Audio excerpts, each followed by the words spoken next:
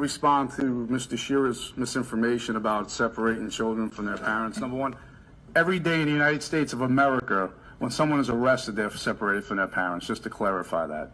So these continuous attacks on law enforcement is disgraceful in itself. Okay, issues that pertain to public safety cut across party lines, and as well they should. When far left Democrat politicians and other elected officials ignore laws that they don't like, they encourage and perpetuate a spirit of lawlessness among their constituents with behaviors that are reckless and sadly irreversible. When you have elected officials who take an oath to uphold the Constitution of the United States and the Constitution of New Jersey, and excuse me. Can you please remove her? She routinely interrupts this meeting. She needs to be removed. Sergeant at Arms.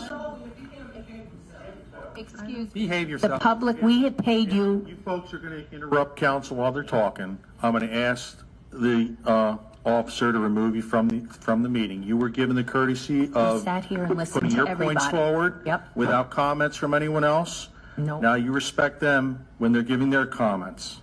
We listened to everything everyone had to say. Thank you. When you have elected officials tweeting out, warning, advising criminals how to elude and evade the law enforcement community, that is a disgrace, and you're in violation of your office and you're obstructing justice.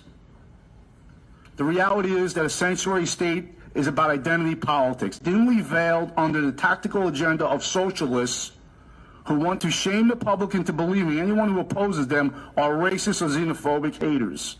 Since when is concern for public safety a cause for collective guilt? When the governor and state legislator thinks they're arbiters of constitutional analysis, there is a problem. When New Jersey's Attorney General calls for sheriffs across the state to ignore federal immigration laws, and when the governor and his soldiers rally behind him, it once again validates that New Jersey is on a slippery slope towards political anarchy. State government thinks it's acceptable to strong-arm sheriffs into ignoring the federal immigration laws. When an oath is taken, uphold the law, that means all of them. The rule of law still applies, and so does the separation of powers and judicial review. State and local policymakers must accept that they are not in any position to pick and choose which law they will honor and which laws they will ignore. Law enforcement and public safety go hand in hand, and I continue to stand by that credo. Identity politics was created to charm and manipulate an unwilling community of people into dependency, brainwashing them into believing socialist rhetoric to get their votes. It's not about empowering people. It's about keeping them relying on government by dangling carrots of free college, driver's licenses, free health benefits, free legal aid, and sanctuary status. In the end, this will surely backfire, and we will be the ones to suffer.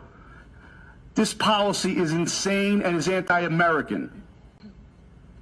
Tonight, I ask this council to vote on a resolution to authorize a township attorney to file a federal lawsuit against Governor Murphy, who always talks about immigration, his administration, over an immigration directive that prohibits state, county, and local law enforcement agencies from engaging in routine acts of cooperation with the United States Immigration and Customs Enforcement.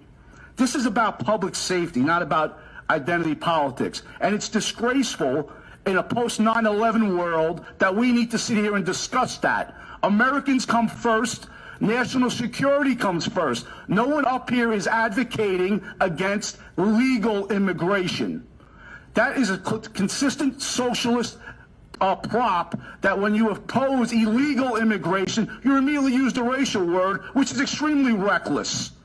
I'd actually suggest as county committee members represent your constituents properly and to follow the law. And I back my law enforcement community.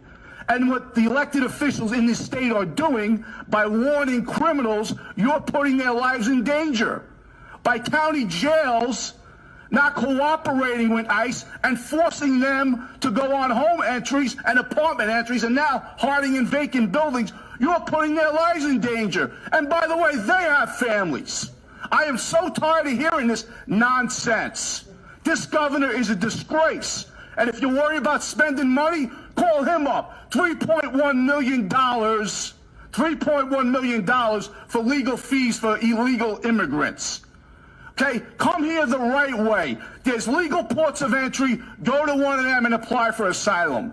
You cannot apply for legal asylum by crossing the border illegally. And I can't stress enough that we take the vote tonight and file this lawsuit and work with the other counties to move forward with this. This is about not just protecting our communities, it's about protecting our members of law enforcement. We should not have to discuss this. I'm not finished yet. For a terrorist, travel documents is as important as weapons. This is in the 9/11 Commission report. I suggest people start reading it. Did 9/11 not happen? Now we're going to sell it as a bad dream?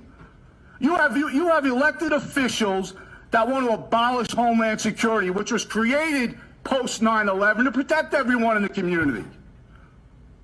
This false narrative by socialists who come here, and this is what the socialists do. When you don't agree with them, what do they do tonight? Step up to the microphone and call you names. I'm a racist because I'm a proud American, and I stand for the national anthem. I kneel in church. And God bless America.